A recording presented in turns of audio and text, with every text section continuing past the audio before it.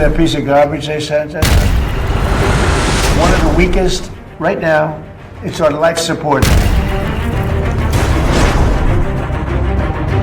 Trump जितने गुस्से में हैं, उतने ही क्रोध में उनके बयान को सुनने के बाद अमेरिका के वॉर कमांडर आ चुके हैं। मुस्तफा की कोर टीम ने ट्रंप के भड़काऊ बयान के जवाब में धमकी दी कि अमेरिका ईरान को एटम बम बनाने के लिए उकसा रहा है। ईरानी संसद की कमीशन की प्रवक्ता इब्राहिम रजाई ने ऐलान किया कि अमेरिका इजराइल ने अगर अब हमले की गलती की तो ईरान को एटमी प्रोग्राम फुल फोर्स में शुरू करने से कोई नहीं रोक पाएगा। ट्रंप को loud and clear message, Khamenei करेंगे 90% यूरेनियम संवर्धन। 90% संवर्धित यूरेनियम से बनता है एटम बम। अभी ईरान के पास 60% शुद्धता का यूरेनियम, मतलब केवल 30% का इजाफा, और फिर ईरान करने लगेगा एटमी धमाका। ट्रंप और नेतन्याहू के ताजा बयान से ईरान वॉर मोड में आ चुका है। नेतन्याहू ने 60 मिनट लंबे इंटरव्यू में ईरान पर होने वाले हमलों की टाइमलाइन साझा की। नेतन्याहू ने इंटरव्यू में बताया कि खाड़ी युद्ध कब तक नहीं रुकेगा। इजराइल की तरफ से ऐलान हुआ कि युद्ध रुकने की शर्त ईरान के एटमी प्रोग्राम की सफाई पर ही पूरी हो सकती है। नेतन्याहू ने यह भी साफ कर दिया कि हिजबुल्लाह का खात्मा भी उनके लिए उतना ही अहम है जितना ईरान का atom bomb. Is it possible, Mr. Prime Minister, that the war with Iran could end, but the war with Hezbollah could continue? That these would be separate and divergent battlefields? They should be. What Iran would like to do is to say, no, you know, if we achieve a ceasefire here, we want a ceasefire They do, clearly. You know why?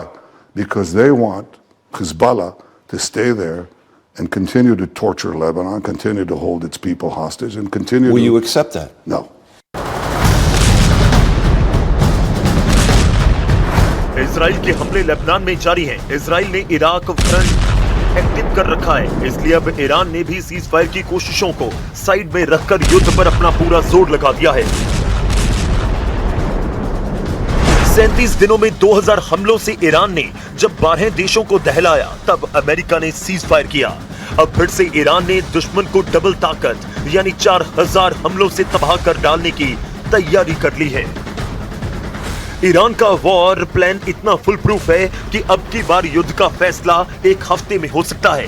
ईरानी संसद speaker Mohammad बागेर कालीबाफ ने revolutionary हमलों का trailer जारी किया। कालीबाफ ने कहा कि cease fire टूटने के साथ आधा दर्जन खाड़ी देशों में कोहराम मचना फाइनल है। ईरान दावा कर रहा है कि अमेरिका को अब खाड़ी से खदेड़ने तक हमला होगा। इसके लिए ईरान ने हथियार गोदाम के सभी तहखाने खोल दिए। ईरान की फास्ट बोट एक्शन में है। ईरान ने हवाई हमलों से बचने का बंदोबस्त भी कर लिया है। ईरान को ट्रंप के अगले एक्शन की भनक लग चुकी है। ईरान ने दावा किया कि उसने अमेरिका से किसी तरह की कोई रियायत नहीं मांगी। ट्रंप के भेजे सीज फायर प्रस्ताव में ईरान ने अपने अधिकारों की बात कही, जिसे ट्रंप ने कचरा कहकर मुस्तफा खामेनेई को गुस्सा दिला दिया है।